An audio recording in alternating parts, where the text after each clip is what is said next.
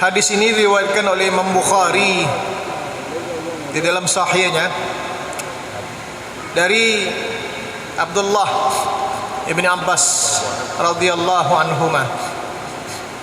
Beliau berkata, Rasulullah sallallahu alaihi wasallam bersabda, tidak ada satupun hari, ma min ayyamin, tidak ada satupun hari, maksudnya sepanjang tahun, 12 bulan dalam hitungan kita, mulai dari Muharram, Safar, Rabiul Awal, Rabiul Akhir, Jumadil Ula, Jumadil Thaniyah, Rajab, Sya'ban, Ramadan, Syawal, Dzulqa'dah, Dzulhijjah.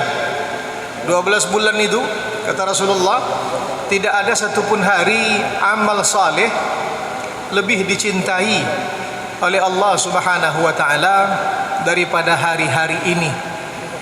Apa maksudnya? Ayyamal ashri. Maksudnya hari yang 10. 10 yang mana? 10 pertama di bulan Zulhijjah. Qalu ya Rasulullah. Lalu sahabat yang mendengar itu bertanya, karena Nabi mengatakan bahwa hari-hari pada 10 hari pertama di bulan Zulhijjah itu hari-hari terbaik yang amal ibadah lebih disenangi, dicintai oleh Allah Subhanahu wa taala. Lantas sahabat bertanya, "Ya Rasulullah, walal jihadu fi sabilillah?" Jihad bagaimana Rasulullah? Maksudnya mereka berjihad di luar hari yang 10 itu. Kalau dibandingkan dengan beramal saleh, beribadah pada hari yang 10 ini bagaimana Rasulullah? Qala walal jihadu fi sabilillah. Jihad pun tak bisa mengimbanginya. Illa, kecuali rajulun kharaja bi nafsihi wa malihi, kecuali ada orang yang keluar dia dengan dirinya, dengan hartanya, falam yarji min dzalika bisai, tapi tidak kembali apa-apa. Tidak ada yang kembali, dirinya tidak kembali, hartanya tidak kembali. Itu lebih utama daripada beribadah di 10 hari pertama bulan Dzulhijjah. Ma'asyiral muslimin wal muslimat rahimani wa rahimakumullah. Allah Subhanahu wa taala menentukan, meletakkan keistimewaan pada siapa-siapa yang dikehendakinya, pada tempat-tempat yang diinginkannya, pada masa-masa yang ditentukannya, terpulang kepada Allah Subhanahu wa taala. Dalam hadis ini Allah memilihkan waktu yang lebih istimewa dibandingkan waktu-waktu lain. Bahkan oleh sebahagian ulama kita, 10 hari pertama di bulan Zulhijjah itu lebih istimewa daripada 10 terakhir di bulan suci Ramadan. Ada yang mengatakan malamnya lebih unggul Ramadan, siangnya lebih unggul 10 pertama Zulhijjah. Terlepas daripada perbedaan pendapat ulama itu, berdasarkan hadis ini dan firman Allah Subhanahu wa taala, wal fajri wa layalin ashr, itu menunjukkan bahwa 10 hari pertama di bulan Zulhijjah itu momen, masa terbaik yang dapat kita miliki. Alhamdulillah. Alhamdulillah Bapak-bapak, Ibu-ibu, hari ini kita telah berada di hari kedua Zulhijjah. Saudara-saudara kita dari Muhammadiyah sudah berada di hari ketiga Zulhijjah. Jadi insyaallah rayo gogon ndak jukan samu balik agak dah. Aidil Fitri watang ndak ju samu rayo. Aidil Adha andak jukan bersamu rayo balik. Jadi copek so tahun ko. Ompek kali rayo setahun. Kan banyak ada kan rayo setahun ompek kali. Apa kata orang awak? Singkit so tahun ko sianunya. Apa betunya? Potang rayo pokoklah rayo belum ni. Bapak-bapak dan ibu yang saya hormati, terlepas dari itu, saya ingin kita fokus pada 10 hari pertama ini. Amal saleh itu lebih disenangi oleh Allah Subhanahu wa taala. Jadi ibarat seseorang mencintai saudaranya, mencintai keluarganya, mencintai istri dan anak-anaknya, ketika dia ingin mempersembahkan sesuatu, dia akan pilih waktu dan momen yang tepat. Cuma itu juga kita kepada Allah Subhanahu wa taala. Dibuatkan, ditentukan oleh Allah Subhanahu wa taala. Ini hamba-hambaku, ini 10 hari pertama ini luar biasa ini. Kalian manfaatkanlah untuk beribadah. Jadi di saat-saat seperti ini, di momen-momen seperti ini, jangan lupa untuk kita memperbanyak amal ibadah kita. Apakah amal ibadah itu tertentu? Enggak. Tidak. Karena Nabi mengatakan al-amalus salih, amal salih apa saja. Yang dimaksud dengan amal salih itu sangat umum sekali. Boleh jadi itu bersedekah, boleh jadi itu berpuasa, boleh jadi membaca Al-Quran, boleh jadi silaturahim, boleh jadi salat malam, boleh jadi salat-salat sunat lainnya, boleh jadi berbuat baik kepada tetangga, boleh jadi berbuat baik kepada orang lain atau siapa saja. Itu semuanya adalah amal saleh. Kita dituntut kita untuk memperbanyak itu di 10 hari pertama Zulhijjah ini. Karena momen ini bapak-bapak, ibu-ibu, belum tentu akan kita dapatkan pada waktu-waktu yang akan datang. Bayangkan saja, sahabat bertanya ketika Nabi mengatakan amal saleh dicintai Allah pada waktu ini, apa amal saleh yang terbayang pertama sekali oleh sahabat Nabi ketika itu? Pertanyaannya, ya Rasulullah, walal jihadu fisabilillah. Rasulullah, jihad? Bapa jihad yang ditanya dia. Indak salat tahajud tanya dia dah. Indak puasa sunat dah. Kenapa? Karena sudah terpati di dalam hati sahabat Nabi bahwa pintu syahada itu terbuka lebar pada jihad di jalan Allah Subhanahu wa taala. Apa jawaban Nabi Muhammad sallallahu alaihi wasallam? Jihad pun tak bisa mengimbanginya, kata. Walal jihadu fisabilillah. Jihad pun tak cukup untuk mengimbangi beribadah di 10 hari pertama bulan Zulhijjah. Coba bayangkan bapak-bapak, ibu-ibu, orang kalau berjihad ya, mati dia, itu matinya mati syahid. Dan kita tahu bahwa syahid itu ada 3. Ada syahid dunia akhirat, ada syahid dunia saja, ada syahid akhirat saja. Syahid dunia akhirat itulah orang-orang yang berjihad di jalan Allah Subhanahu wa taala, lalu dia mati dalam peperangan tersebut, maka dia dianggap atau dimasuk dalam kelompok kategori syahid dunia akhirat. Apa makna syahid dunia akhirat? Di dunia dia masyhud, di akhirat dia juga masyhud. Karena syahidun bermakna masyhud, disaksikan. Siapa yang menyaksikannya? Allah Subhanahu wa taala. Makanya tak disolatkan orang mati syahid dunia akhirat itu. Kalau ada orang yang berjihad di jalan Allah Subhanahu wa taala dan itu betul-betul jihad di jalan Allah Subhanahu wa taala, lalu mati dia tidak disolatkan, dia tidak dimandikan, dia tidak dikafankan. Jadi apa kafannya? Baju dia itu yang berlumuran darah itu.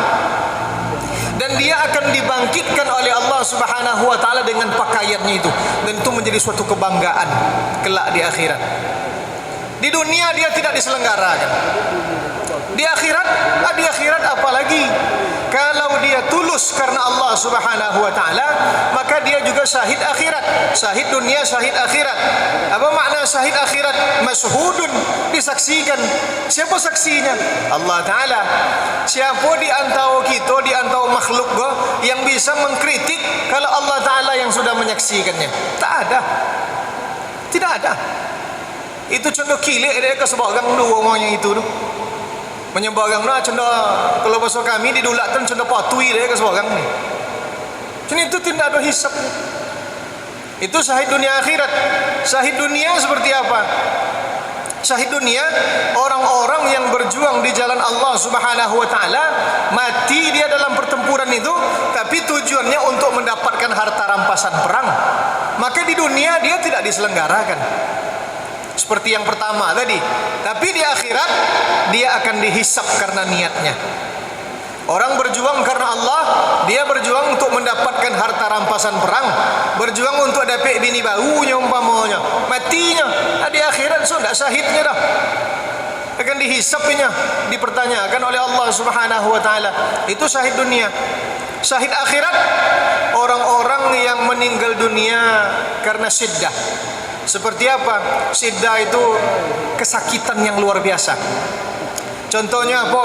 Orang yang mati tenggelam. Mati tenggelam itu sakit, bapak-bapak, ibu-ibu. Kita ni tak merasa aja dah.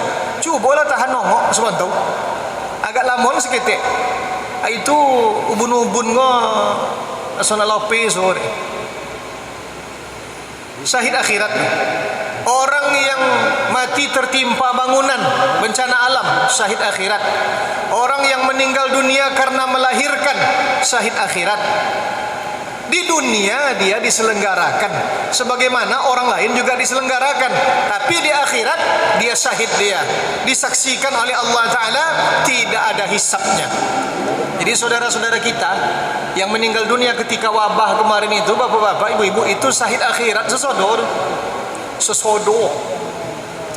Kalau memang itunya meninggal dunia, betang pemerintah kan menetapkan itu bahwa itu adalah wabah, meninggal dunia dia karena wabah itu, maka orang itu syahid akhirat. Dia di dunia ini diselenggarakan dia, tapi di akhirat tidak dihisap oleh Allah Subhanahu wa taala. Pertanyaan sahabat tadi yang ditanyakannya, bagaimana dengan jihad ya Rasulullah? Apakah lebih unggul orang-orang yang beramal di 10 hari pertama bulan Zulhijjah ini? Apa kata Nabi Muhammad sallallahu alaihi wasallam? Jihad pun tak bisa mengimbanginya. Jadi ugi bapak-bapak, ibu-ibu, ugi kita kalau tidak dipakai wakatunin 10 hari kok. Ugi. Banyak-banyaklah bersedekah. Tak bisa bersedekah, tak ada ke lapangan harotor. Banyak-banyak membaca Al-Quran. Awak tak bisa membaca Al-Quran dah, lu pandai le potong bau masuk Islam. Banyak-banyak berzikir. Tak juga mungkin dah. Banyak-banyak puasa.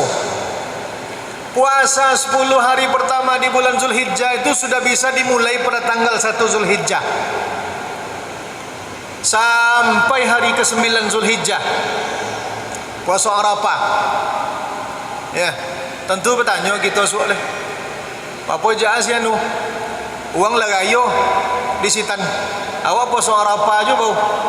Kalau ambo jawaban sederhana ya ambonya. Uang la wukuf. Awak ndak puasa Arafah saya itu dah. Karena kalau di Saudi wukuf tentu dehnya doa Selasa. Nyagayo Rabu. Pemerintah gayoi Kamis, pemerintah gitu. Bapak-bapak nih, ibu yang saya hormati, tidak ada hubungan antara wukuf dengan puasa Arafah. Puasa Arafah itu tanggal 9 Zulhijjah di negeri di mana kita bergaduh. Wukuf itu tanggal 9 Zulhijjah di tompeknya. Orang-orang yang wukuf tidak dianjurkan puasa Arafah. Saudara-saudara kita yang menunaikan ibadah haji sekarang ini, nanti sampai di Arafah itu mereka tidak dianjurkan puasa Arafah. Yang dianjurkan puasa Arafah itu kita yang tidak menunaikan ibadah haji. Jadi tidak ada masalah, tidak ada permasalahan. Oh, ambo mengikuti Muhammadiyah, ambo sianu karena Saudinya sama dengan Muhammadiyah. Silahkan saja. Berarti puasa Arafahnya 1 hari sebelum kita yang menunaikan puasa Arafah sesuai dengan jadwal dari pemerintah. Tidak ada masalah. Yang tak boleh itu ketubah 2 kali. Ketubah gayo 2 kali, buya-buya ke ustaz-ustaz ke. Tak boleh banyak dapat deh gayo pertama ku nyonya ketubah. Esok pagi nyonya ketubah. Coba lagi nyempitin yang tulis apa so. Waliyadzubillah. Ma'asyiral muslimin wal muslimat rahimani wa rahimakumullah. Jadi yang ditanyakan sahabat itu, jihad cenderung apa? Nyala tepati di dalam hati mereka, sudah tertanam di lubuk sanubari mereka bahwa jihad itu pintu syahadanya luar biasa. Sekarang Nabi Muhammad sallallahu alaihi wasallam membuka pintu syahadah itu selama 10 hari kok. Yang lebih godang dari sebatas jihad di jalan Allah Subhanahu wa taala. Maka pakailah. Pakai waktu yang ada apa? Amal saleh yang kita lakukan tujuannya harus satu saja. Apa tujuannya? Hadis ini mengatakan al-amalu salihu fiha ahabbu ila Allah. Maka apapun amal saleh yang kita lakukan, tujuannya harus mahabbatullah. Apapun tujuannya harus mencari, mendapatkan cinta Allah subhanahu wa ta'ala, mendapatkan kasih sayang Allah subhanahu wa ta'ala. Bahasa sederhananya, amal yang kita lakukan untuk mendapatkan ridha Allah subhanahu wa ta'ala. Apa je lah. Ambo berkali-kali ambo menyampaikan dalam pengajian-pengajian ambo, di mana pun ambo menyampaikan, termasuk di masjid kita ko, tidak ada, sekali lagi, tidak ada satu pun amal ibadah yang tujuannya tidak mencapai ridha Allah Ta'ala. Cubalah sahabat, apa je lah. Salat maghrib tadi, apa niat salat fardu maghrib tadi? Usalli fardal maghribi salasa raka'atin. Makmum kita, makmuman lillahi ta'ala. Tidak ada li ajlil jannah, nak boleh masuk surga, tidak ada. Salat isya biko insyaallah, usalli fardal isya arba'a raka'atin makmuman lillahi ta'ala. Tidak ada nak boleh jangan masuk neraka, nak boleh masuk surga, nak boleh terpandang, nak boleh, tak ada dah. Puasa Ramadan, puasa apapun lah, itu di ujung amal kita tu, itu semuanya pasti lillahi ta'ala. Jadi apapun yang kita lakukan, tujuannya hanya satu, mahabbatullah, menggapai mendapatkan cinta, kasih sayang dan ridha Allah subhanahu wa ta'ala. Surga itu bonusnya. Kalau bahasa kita di negara kita, lombaunya. Banyaknya beribadah, banyaknya beramal, pastinya masuk surga. Alun tentu ni, alun tentu ni. Seketiknya beribadah, sedikit dia beramal, masuk neraka-nya, alun tentu ni. Jangan salah sangka. Aku ambo tak menyuruh tuan-tuan seketik beribadah, kau jangan salah faham. Ambo ingin meluihkan persepsi kita, bahawa Nabi secara tegas mengatakan la yadkhulu ahadukumul jannata bi'amalihi. Tidak masuk surga salah seorang di antara kalian karena amalnya. Tidak karena amalnya dah. Sahabat bertanya, wala anta ya Rasulullah, engkau Rasulullah, bapa jah? Wala ana. Dayan pun tak cina itu, dayan pun cina itu dayan. Tak masuk surga dia amal dah. Dia apa dia? Illa ayyataghammadani Allahu birahmatihi, kecuali Allah Ta'ala meliputi hamba, meliputi aku dengan kasih sayangnya. Jadi yang mengantarkan ke surga itu bukan amal kita. Amal kita tak layak untuk ke surga dah, bapak-bapak, ibu-ibu. Tak layak dah. Berapa tahun umur tuan-tuan? Sabuilah dayan umpama, dayan lah dan contoh kan. Dan umur yang gini sampai 47. Sampai 47. Balik, katakanlah laki-laki kau balik umur 5 boleh. Atau yang lebih tua lah ambil, yang umurnya 60 tahun. Balik 5 boleh. 60 kurang 5 boleh, tinggal 35 leh. Sampai 25. Potong masuk lolok, potong masuk makan, potong masuk mencora, potong masuk berborak, potong masuk berjalan-jalan, potong masuk tak beribadah. Tinggal paling-paling banyak 5 tahun je. Paling banyak beribadah. Dan 5 tahun dunia akan dipakai untuk masuk surga yang balasannya selama-lamanya. Ni 5 tahun dah pembayu ni selama-lamanya tu tak cukup. Tak cukup. Apa yang bisa mantaukan uang ke surga? Kasih sayang Allah. Karena kasih sayang Allah Ta'ala tidak terhingga. Indah beribadahnya dah, sedikit amalnya, nin pokok-pokoknya, itu pun kadang-kadang sempong-sempong ler, cabiak-cabiak, masuk neraka-nya. Alun tentu leh. Alun tentu leh. Karena yang mengantarkan seseorang ke neraka itu durhakanya kepada Allah Subhanahu wa ta'ala. Banyak orang-orang yang tidak beramal dia, tak sempat beramal seserugon. Banyak contohnya. Itu pezina yang menyelamatkan yang mambai minum anjing, diampuni dosanya. Penyihir Fir'aun, tentu deh gitu kisah penyihir Fir'aunnya kan. Belago sama Nabi Musa, dikalun deh nyo tali temalinya, disulap deh nyo mata uang jadi ulik tali-tali kok, jadi ular-ular kecil. Dilemparkan oleh Nabi Musa tongkatnya jadi ular besar, dimangsanya semua ular itu. Apa kata penyihir Fir'aun?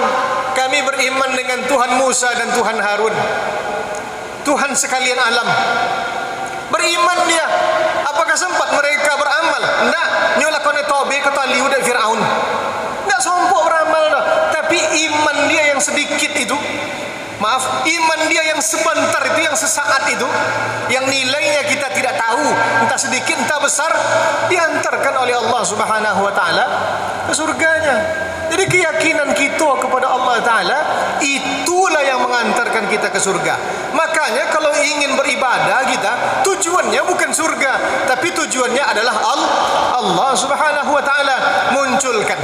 Munculkan, ya Allah, ambo beribadah ya Allah untuk mendapatkan ridha Engkau.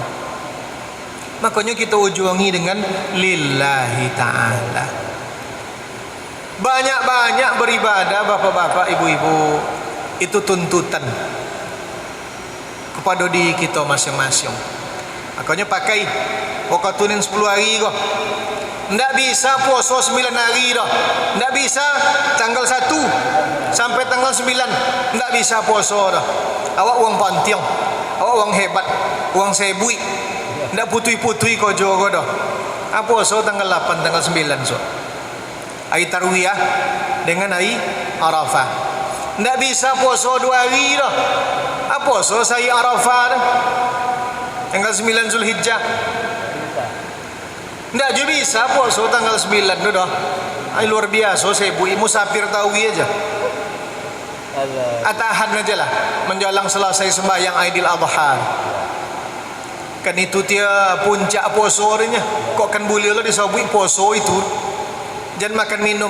Kalau Aidil Fitri disuun kita untuk makan minum sebelum bangkit salat Aidil Fitri. Tapi Aidil Adha tidak dianjurkan kita untuk makan minum sebelum selesai salat sunat Aidil Adha. Itu je lah puasa. Kalau tidak dia bisa menahan itu dah. Itu nak masuk surga juga. Itu tidak dapat ajar. Bapak-bapak, ibu-ibu yang saya hormati, apa puncak dari ibadah yang kita lakukan kok pada tanggal pada 10 pertama bulan Zulhijjah, yaitu menyembelih hewan kurban. Itulah itu, kalaupun disabui puncaknya untuk masuk itu bagi yang tidak menunaikan ibadah haji, itulah klimaksnya ibadah itu. Menyembelih hewan kurban itu, bapak-bapak, ibu-ibu, kadang-kadang kita menganggap enteng gitu, karena itu tidak wajib. Tidak wajib. Mayoritas ulama mengatakan itu tidak wajib, kecuali kalau dinazarkan atau dita'yin. Apa maksudnya dinazarkan? Nazar ya bernazarnya. Kalau sehat anak ambo, kalau lulus anak ambo, kalau iko, kalau itu, kalau inya, yang nilainya ibadah, maka ambo bernazar berkurban tahun ko nih. Maka yang tidak wajib itu menjadi wajib. Atau dia peternak kerbau, peternak sapi, peternak domba, peternak kambing, dipegang deh kerbaunya, yang lah cukui umunya, atau dipegangnya kambingnya, atau ditunjuknya, ditentukannya, ta'yin namanya. Aiko tahun kau yang kurbankan kau ni, pegang itu, aku kambing kau tahun kau yang kurbankan. Jadi wajibnya berkurban deh.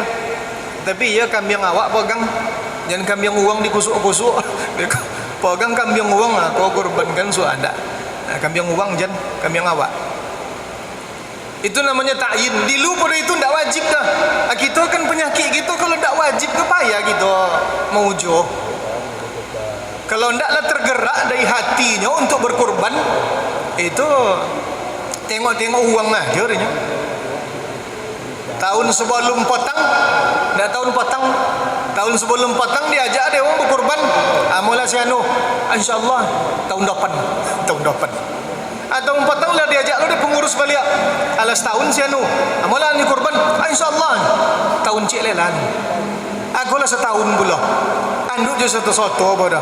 Akhirnya apa ni wajib kurban. Aku tahu ngawak aku penyakit gua.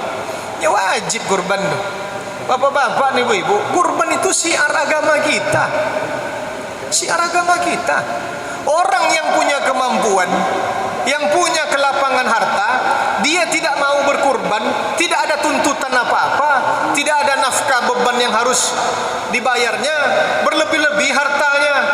Nafkah-nafkah yang pokok sudah dikeluarkan semuanya, sudah terbayarkan semuanya. Dia punya kelebihan harta untuk ikut berkurban, tapi dia tidak mau berkurban. Sama saja dia mematikan syiar agama Allah Ta'ala.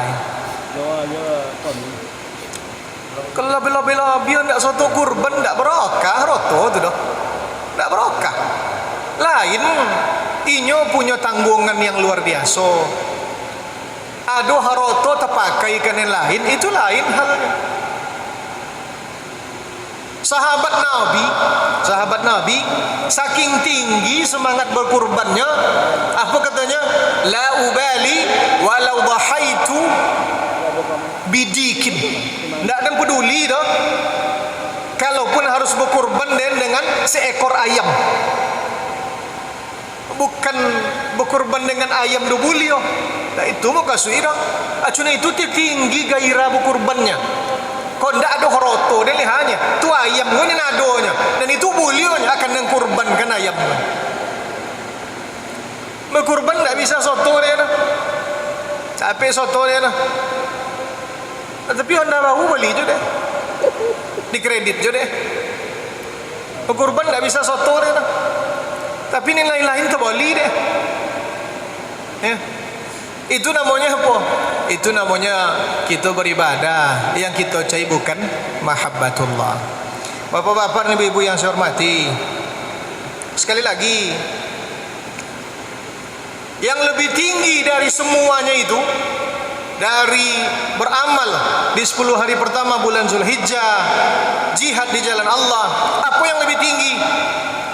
Laki-laki yang keluar membawa dirinya dan hartanya. Apa maksud dirinya? Dia berjihad di jalan Allah dengan hartanya. Apa maksud hartanya? Senjatonya. Apa maksud hartanya? Kendaraan yang dipakainya untuk berjihad itu. Itu harta semuanya. Bekal-bekal yang dia bawa, itu harta semuanya. Keluar dia, tapi tidak satu pun kembali. Itu memang tidak ada lawan itu. Matinya di medan perang, matinya di medan jihad, senjatanya diambil orang, kendaraannya diambil orang, tidak ada kembali apapun. Kalau itu memang tak bisa menandinginya. Jadi saudara-saudara kita jemaah haji yang bangkit ke tanah suci, ini kan kalu dengan dirinya, kalunya dengan harotonya. Ya, kalau balik dirinya, kalau masih kembali dirinya, hartanya habis. Karena sudah dibayarkan, masih kembali dirinya. Yang tidak haji jangan kecewa dengan itu. Kenapa? Karena ada yang lebih seimbang. Apa yang lebih seimbang itu?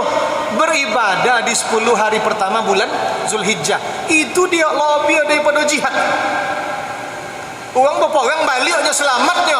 Apa ibadah kita di 10 Zulhijjah kok? Lebih itu dulu. Jadi jangan kecil hati yang tidak bisa menunaikan ibadah haji itu.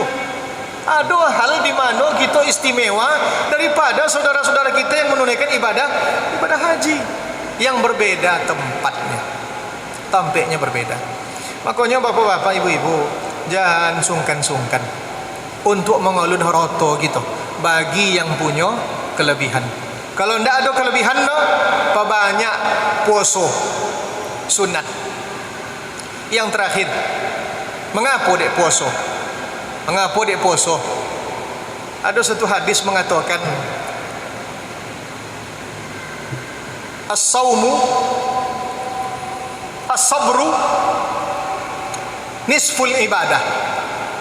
As-sabru nisful ibadah. Sabar itu separuh dari ibadah. Kalau dibagi dua ibadah gitu ke, bagi duanya separuh tu sabar tu. Itu tumpuk sabar je. Dalam hadis lain Nabi mengatakan as-saumu nisfus sabri. Puasa itu separuh dari sabar. Jadi kalau digabungkan kedua hadis itu, berarti puasa itu seperempatnya ibadah. Dibuat lingkaran ibadah ke, dibagi ompek, seperempek itu puasa yang menguasainya. Itu sebabnya ibadah yang tinggi itu, bapak-bapak, ibu-ibu, ibadah yang kita tidak tahu berapa balasannya. Tak tentu deh kita dah. Apa yang tinggi itu? Sabar cik, puasa cik. Sabar di mana letak tingginya? Innama yuwaffas sabiruna ajrahum bighairi hisab. Hanya saja akan dibalas orang-orang yang bersabar itu bighairi hisab, tak terhingga. Salat berjamaah 27 derajat, masih tetong dek gitu 27-nya. Walaupun derajatnya tak terbilang dek gitu orang, karena hanya Allah yang tahu. Tapi masih ada angko-angkonya. Bersedekah al-hasanatu bi asyri amsalha, dilipat gandakan 10 kali lipat. Masih bisa dibilang. Tapi kalau Allah mengatakan uang yang sabar dibaliknya tak terhingga, tak ada yang bisa metong tu. Itu satu. Yang kedua puasa. Apa kata Rasulullah? Apa kata Allah Subhanahu wa taala dalam hadis qudsi? As-saumu li wa ana ajzi bihi. Puasa itu milikku, kata Allah. Dia yang akan membalik langsung. Tak disabuin dia balasan orang yang puasa tu dah, karena hanya dia yang mampu membalasnya. Jadi tak bisa gitu membuat yang lain dah. Berkorban tak bisa, bersedekah tak dapat.